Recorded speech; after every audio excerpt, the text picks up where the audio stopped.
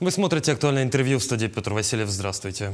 10 ноября – День сотрудника органов внутренних дел Российской Федерации. До 2011 года – День милиции, профессиональный праздник сотрудников Министерства внутренних дел Российской Федерации.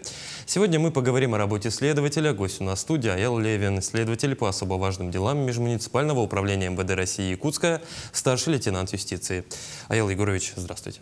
Здравствуйте. Давайте для начала вот о чем. Как решили связать свою жизнь с этой профессией? Чем так привлекла?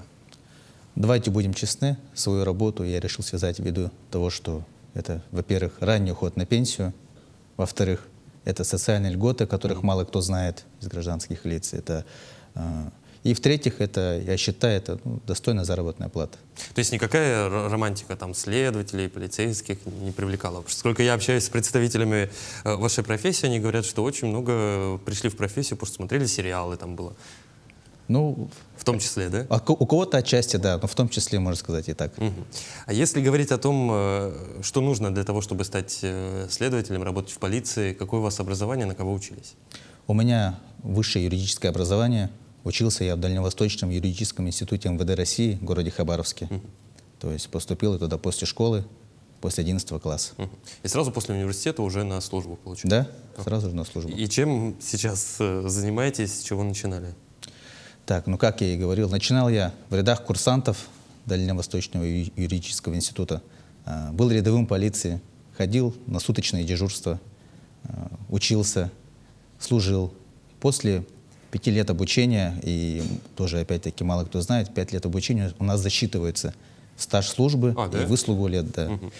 После получения 5 лет службы, после получения лейтенанта полиции, звания лейтенанта полиции, меня отправили служить в Республику Саха-Якутия, город Якутск, где я служу по сей день в должности следователя по особо важным делам следственной части по расследованию организованной преступной деятельности в сфере экономики и коррупции. Ух ты, какая у вас интересная сфера деятельности. Давайте тогда о том, из чего состоит ваш рабочий день, что такое работа следователя, какой фронт работ? Так, да, перед этим я бы хотел отметить, что все-таки у нас работа следователя, она есть не только в системе МВД России. То есть у нас есть система предварительного расследования, следствия в Следственном комитете и Федеральной службе безопасности. Служба в системе МВД России, в частности следователя, она все-таки, я считаю, отличается от других ведомств. От того же Следственного комитета? Да. Напрямую. Я считаю, что наша деятельность, наша служба более как-то привязана к населению, к решению их проблем, к решению каких-либо поставленных задач. Да, поставленных задач, которые стоят перед нами. Тогда, Аял Егорович, ну вот если взять рядовой рабочий день ваш, из чего он состоит? Мой рабочий день состоит в 8:45 мы приходим на работу, в 9 утра у нас начинается планерка, совещание, как там называете. Нам руководитель ставит задачи на сегодняшний день. После этого у нас уже у каждого следователя начинается рабочий день, запланированный уже заранее. То есть работа следователя это, я считаю, самое главное в планировании рабочего дня. А в дисциплине? В дисциплине, конечно же, само собой. Тут никаких вопросов не должно быть. А какими нужно качествами обладать, чтобы быть хорошим следователем? Вот, допустим, 3 главных качества, которые отличают следователя от представителей других профессий. Я считаю, следователь должен быть добрым, во-первых, отзывчивым и честным перед самим собой и перед другими людьми. Это самое главное качество, которое, я считаю, должны быть у следователя. Ну, я не могу с вами не согласиться. Аял Егорович, если говорить о тех делах, которые вы расследовали, какое из уголовных дел вам запомнилось больше всего и почему? Ну, это, наверное, мое самое первое уголовное дело. Когда я пришел из Института МВД России, руководитель поставил мне задачу расследовать уголовное дело, набраться опыта, сказал, что будет легко. А когда я изучил дело, оказалось, что человек там у нас состоит на учете в психоневрологическом диспансере, как невменяемый. Сказал, не бойся, человек немножко будет неадекватным, но справишься. Вот я и справился, как бы. Человек, да, действительно у нас находился под наблюдением врачей, и я провел судебно-психиатрическую экспертизу, назначил, вернее. И для того, чтобы ее провести, нам нужно было человека с оперативными служащими доставлять к врачам для ее проведения. То есть все-таки человек социально опасен был не только для окружающих, но и для себя. Поэтому приходилось с ним ездить, вместе с ним, вместе с оперативными сотрудниками проводить следственные действия и возить его для судебной медицинской экспертизы. Ну, в общем, с места в карьер, как говорится, да, Да, окунулись? сразу же. А что он совершил, этот человек, если это не секрет, конечно? Ну, он, получается, вломился в квартиру, разбил окно и обыграл там все имущество, которое находилось. Ну, в общем, и он, я так понимаю, понес наказание. Да, конечно же. понес наказание, то есть экспертиза признала его вменяемым. Все-таки? Да, все-таки признала вменяемым, и мы направили дело для рассмотрения в суд. То есть бывают и такие случаи, когда человек хоть и находится в психдиспансере, в неврологическом диспансере, его все равно потом экспертиза, благодаря, опять же, таки следователям, насколько я понимаю, признает вменяемым. Да, это зависит от Очень экспертизы проведенной. Интересный случай. Аял Егорович, вот вы сказали о своем пути, поменялся ли он как-нибудь в сегодняшнем дне, так скажем? Как сегодня можно стать сотрудником полиции? Ну, пользуясь случаем, хотелось бы отметить, у нас есть горячая линия, номер телефона 45 45 45. Вы можете позвонить, уточнить у специалистов, они вас проконсультируют, объяснят, как, что и как, в общем. Если в сравнение, то нет, ничего не изменилось. Также вы можете обратиться в любое территориальное подразделение МВД России, в отдел полиции, в отдел кадров, либо вот у нас на Якутской 2 есть. Обратиться в отдел кадров, и вам там все объяснят, все расскажут. Ну, насколько я понимаю, важной составляющей должно быть наличие юридического образования все-таки, хотя бы среднеспециального. Ну, я бы не сказал бы, потому что я-то поступал, будучи после окончания школы. То есть я был обычным школьником с обычной деревни, с Кобейского района, может. Привет.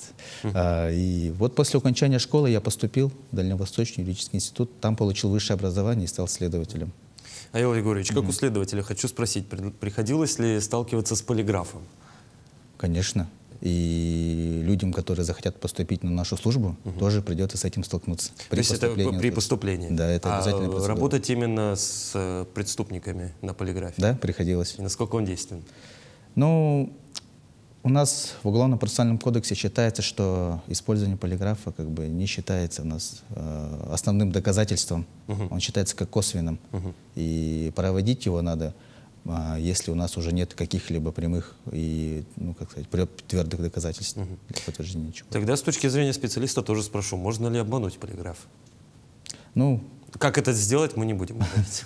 Я считаю, что все-таки нет, потому что полиграф показывает в любом случае все данные, которые могут быть, ну, которые в голове у человека могут быть. Аял Егорович, вы вначале сказали про некоторые льготы и социальные гарантии, которые, по крайней мере, привлекли вас. Какие сегодня есть льготы и гарантии у тех, кто хочет поступить на службу в Министерство внутренних дел? Но они также не изменились, хотелось бы отметить. Это, во-первых, ранний уход на пенсию, буквально в 30 лет, если чтобы говорить в цифрах. Во-вторых, это достойная заработная плата. И в-третьих, я бы хотел отметить, это страхование жизни и здоровья человека. То есть у нас, если, не дай бог, ты получил вред здоровью во время несения службы, у нас выплаты по возмещению вреда до 300 тысяч рублей. От города Якутска у нас льготы имеются. Нам предоставляют служебное жилье для сотрудников, которые не имеют постоянного или временного жилья на территории города Якутска. Так.